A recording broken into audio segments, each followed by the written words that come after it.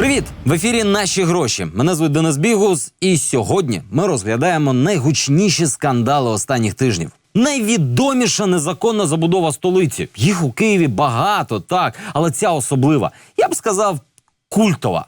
12 років тягнеться історія незаконного будівництва на руїнах Десятинної церкви. І я не буду зараз покладати всю вину на організаторів цього будівництва. Вони винні в тому, що збудували. Але, вибачайте, в тому, що воно там досі стоїть, винні всі. Адже востаннє про цю ядку в історичному місці згадували 5 років тому. І після цього всі забули. Аж доки завдяки радикальній мистецькій акції цей скандал не спалахнув знову. Репортаж Максима Опанасенка.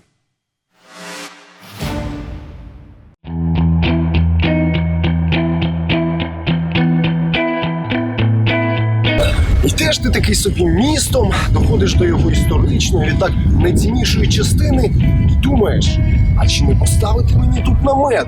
Ну і що, з нього можна торгувати, в ньому можна жити, в ньому можна запрошувати гостей.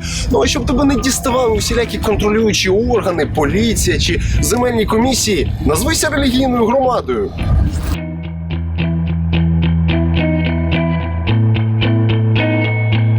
Звучить як жарт, але саме таким чином у центрі столиці з'явився спочатку намет, потім невеличкий дерев'яний зруб, а потім цілком капітальна будівля.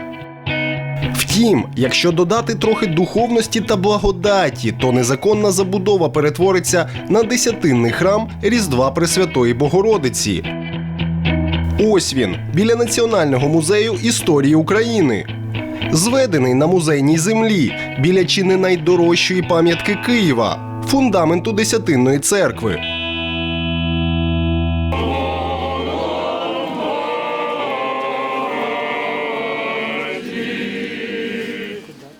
Якщо відкинути духовність, то залишиться звичайна незаконна забудова. Десятинний монастир – незаконний МАФ. Десятинний монастир – незаконний МАФ. Зупинимось на ньому. Історія зведення цього МАФу триває вже 12 років. На одне з релігійних свят у 2006 році попросили дозвіл встановити тут тимчасовий намет для того, щоб було зручніше провести богослужіння. Потім цей намет лишився, а потім цей намет став обростати якимись своїми структурами. Намет перетворився на дерев'яну каплицю.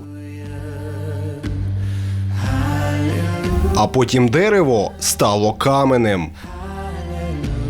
Такі чудесні перетворення, а ще важка будівельна техніка в історичному місці не могли залишитись непоміченими. У 2012-му церковники отримують перші штрафи.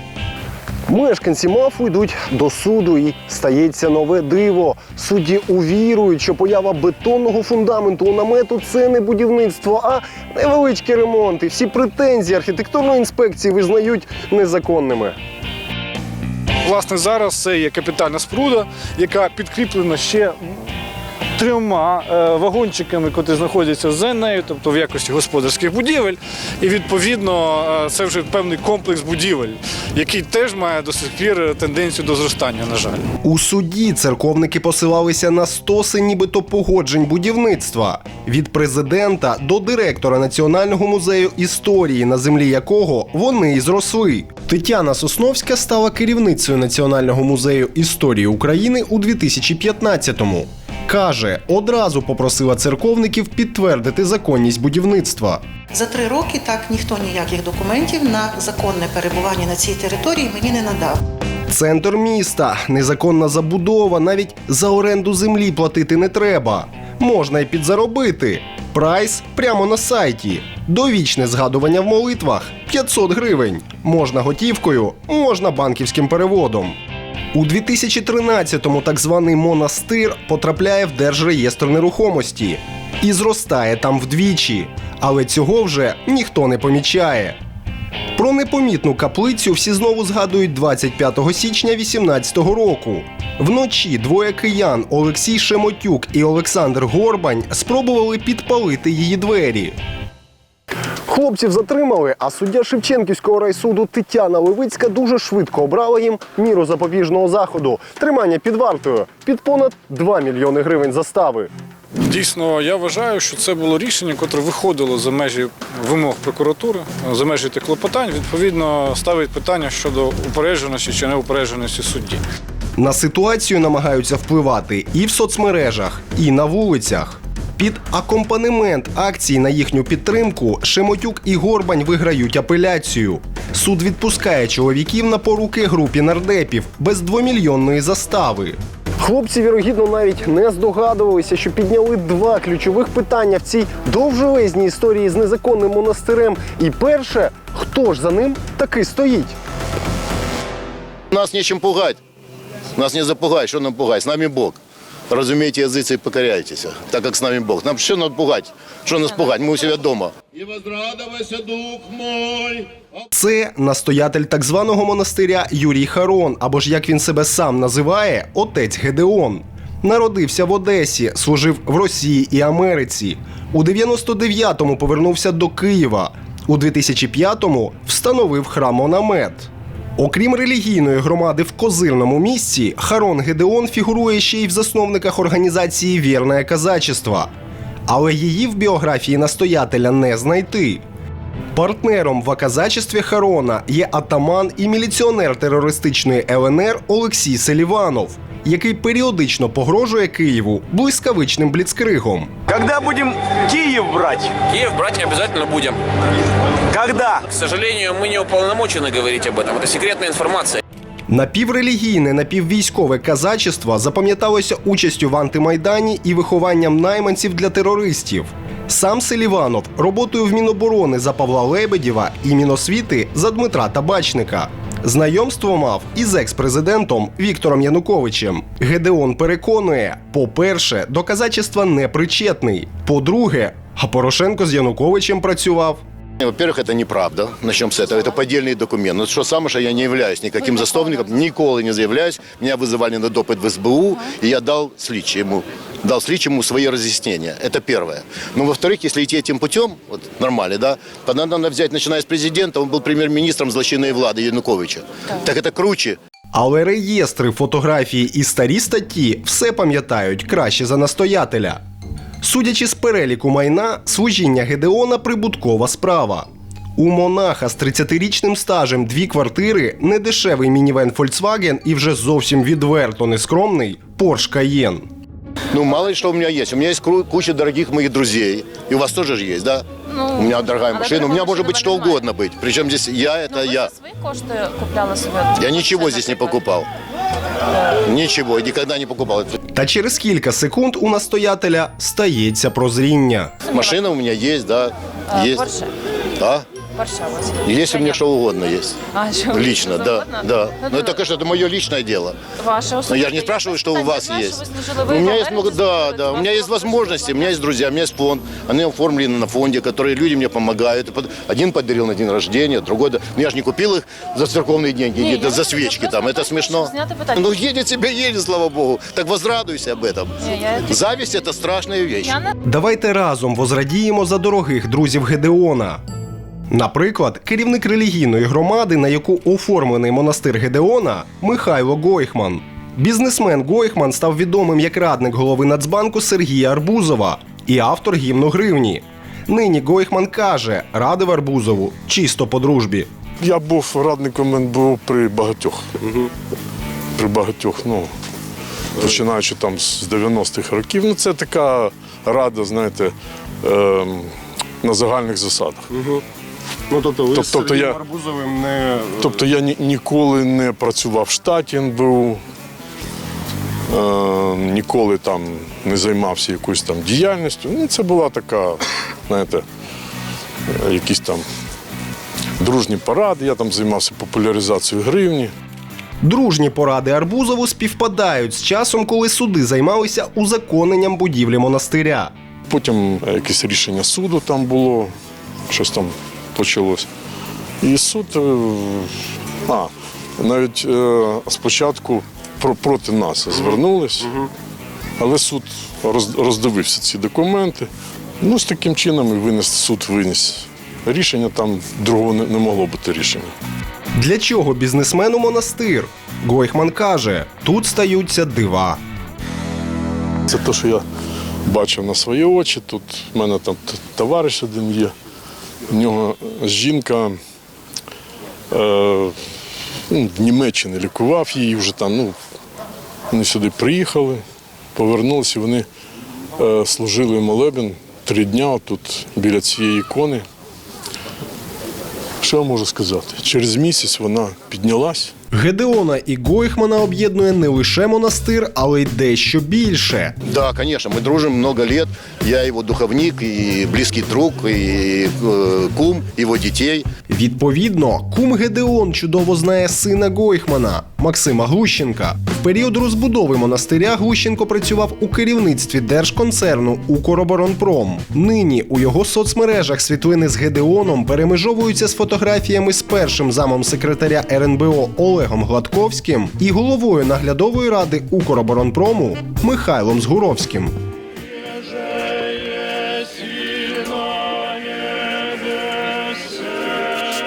Та список друзів десятинного МАФу значно довший. У відповідь на протестні акції киян церковники оголосили контрмолебень. Ось Юрій Цікаленко. У 2010-му депутат регіоналу Київській облраді. Під час революції окремі ЗМІ називали Цікаленка постачальником тітушек. Нині очолює Союз православних сил. Тут акція має бути, і люди збираються, щоб, я не знаю, протистояти. Нічого не протистояти, тут збирається мирна акція за мир в Україні помолитися. А це Михайло Кулиняк. Під час розбудови монастиря – міністр культури. Йому підпорядковується музей історії України, на землі якого і вкопався Гедеон. Я хочу підтримати мир. Тому що я вважаю, що втручання в діяльність церкви, що нам достатньо конфлікту на Сході. Ми знаємо з історії, давні, що самі страшні конфлікти завжди починаються з якихось.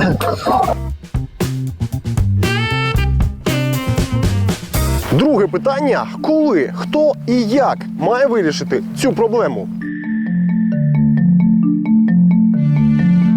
Шемотюк і Горбань змусили заворушитися і депутатів, і чиновників. Всі зійшлися на тому, що будівля незаконна. Про це кажуть у Мінкульті. Крім того, якщо це майно було якимось чином введено в експлуатацію, то це було здійснено тільки незаконним способом, через те, що жодних дозволів на зведення капітальної споруди на цій землі не було і не могло бути в принципі. У прокуратурі. По реєстрації так само потрібно йти в суд і скасовувати цю реєстрацію. Але ті, хто має приїхати і фізично демонтувати будівлю, бояться. Інспектор намагався скласти протокол, там зразу вибігає багато представників даної громади, монастиря і такі певні конфліктні ситуації досить скласти, неможливо не скласти ніякий протокол. Тим часом церковники не пасуть задніх. Монастир вони укомплектували додатковими камерами спостереження, товстим ланцюгом на дверях і широкоплечими хлопцями у будівельних вагончиках поруч. Теж, до речі, незаконних.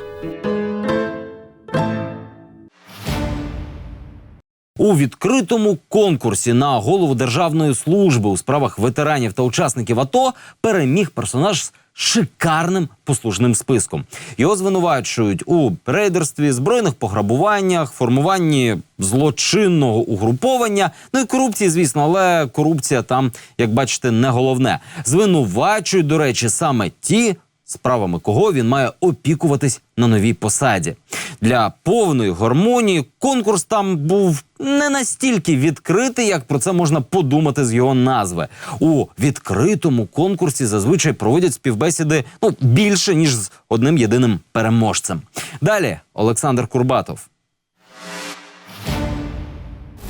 Ви стали переможцем конкурсу, з чим ми вас і вітаємо. Самотні аплодисменти комісії і вибух обурення серед атовців викликала перемога Валентина Манька у конкурсі на посаду голови Державної служби у справах ветеранів та учасників антитерористичної операції. В ОПГ работала, так сказать, организованная злочинная группа, которую руководил Манько. Это все скрывается в милиции и прокуратуре до сих пор. Державна служба у справах ветеранів відповідає за всі програми лікування і реабілітації. І не лише ветеранів АТО. Це десятки мільйонів гривень на рік.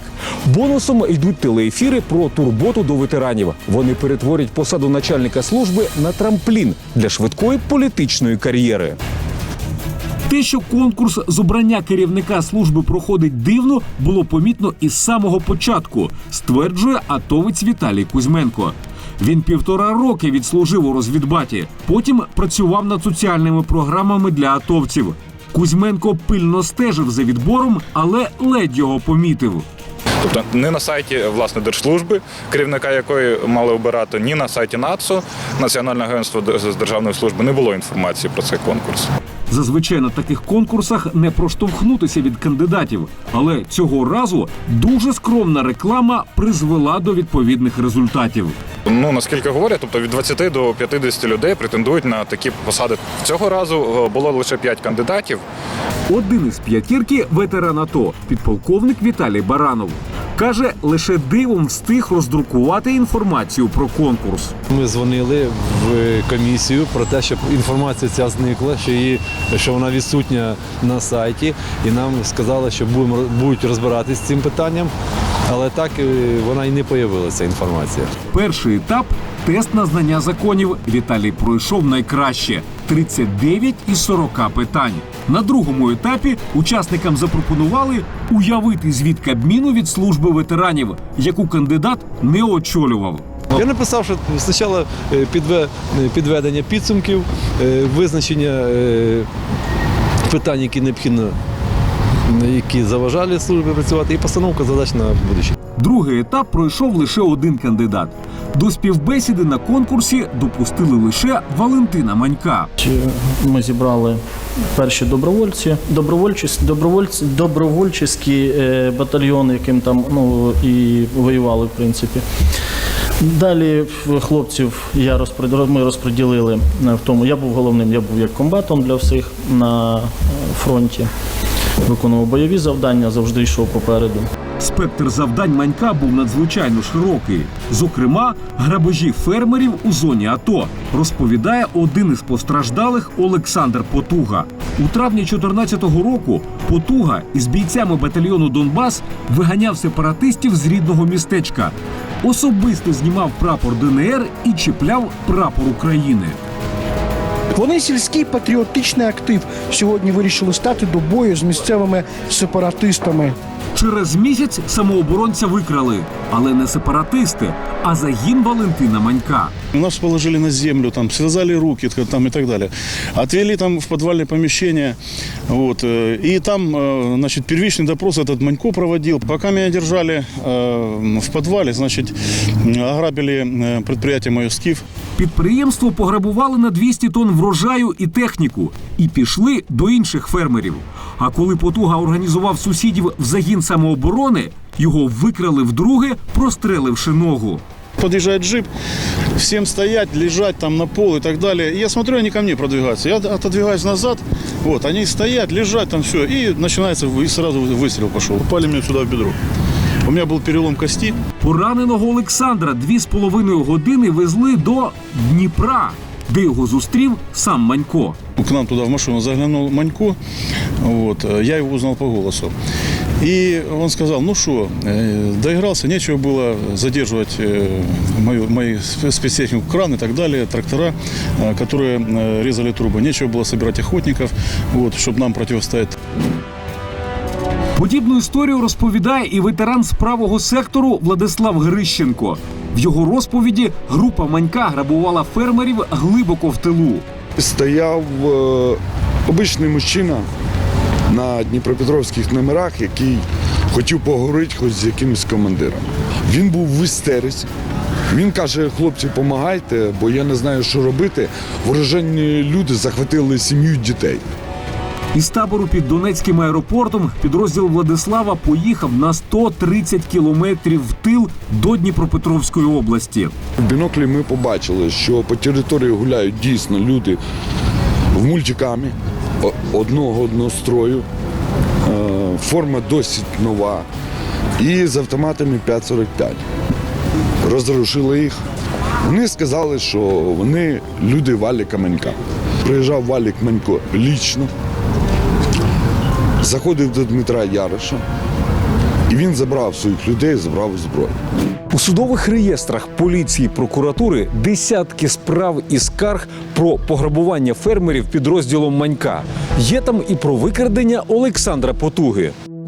Я не хочу навіть це коментувати. 99% з цього всього це просто бред, який я навіть, я така людина, я не хочу це коментувати, чесно. Без хвилини голова ветеранської служби зберігає спокій. У мене немає ніяких боргів перед законом. Тобто все, що було, все офіційно закрито, все офіційно, ніякого там подвоха, знову ж таки кажу, немає. Я не пам'ятаю. Спокою переможця конкурсу цілком сприяє коло його знайомих. Якщо у вас склалось враження, що Манько – просто регіональний рейдер-грабіжник, то воно невірне. Наприкінці 2015 року у інтернеті опублікували переписку Манька із народним депутатом Ігорем Кононенком. Коли йому світило до 15 років ув'язнення з конфіскацією, дивним чином втручається Генеральна прокуратура і знімає з нього звинувачення.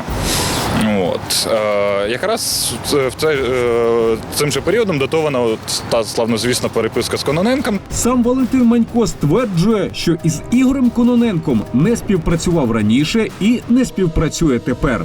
Кононенко не допомагає моїй організації. От не пов'язуйте мене з Кононенком, я вас дуже прошу. Але свіжим підтвердженням тісної співпраці конкурсанта з блоком Петра Порошенка є фото зустрічі Манька із ще одним порошенківським депутатом Олександром Третьяковим. Добрий день, Віталій Кропачов. Співпрацю з Манько підтвердив і герой наших попередніх програм – вугільний куратор Виталий Кропачев. У нас с ним совершенно другие партнерские отношения. Много ветеранов входят в состав охранных фирм. Я пользуюсь услугами его охранних фірм. Щоправда, доки вугільний барон розповідає про фірми Манька, у декларації переможця жодного слова про таку діяльність. Тобто фірм нема, але Кропачов активно користується їхніми послугами. Потужні зв'язки із владою дають впевненість, що у правоохоронців до переможця конкурсу питань не буде. Ні, на що мені давати пояснення? Буде спецперевірка. Спецперевірка все покаже. Повна спецперевірка. Але ветерани-атовці з 91 організації бажають отримати інформацію про закриті кримінальні справи і скарги фермерів, які і по сьогодні намагаються примусити прокуратуру розслідувати злочини групи Манька у 2014 і 2015 роках. Ми запрошували його, щоб він прийшов на зустріч, пояснив, якщо ця людина йде з чистою совістю на цю посаду, чого він повинен, якщо він воїн справжній, чого він ховається. Вийде до людей, поясни свою позицію, поясни якісь міфи навколо твоєї персони, спростуй їх. Але він не прийшов. Ветерани хапалися за кожну можливість поспілкуватися із майбутнім керівником. Той обіцяє космічні зміни у роботі із ними. Щоб хлопцям вже пішла реально якась допомога, а не одні слова, розумієш? Коли атовці побачили оголошення про довгоочікувану зустріч, виявилося, що ні їх, ні журналістів там не чекають. Це підтвердив Валентин Манько особисто. Він відморозився, повідомив, що це з'їзд лише його ГО, закритий з'їзд, там тільки для членів.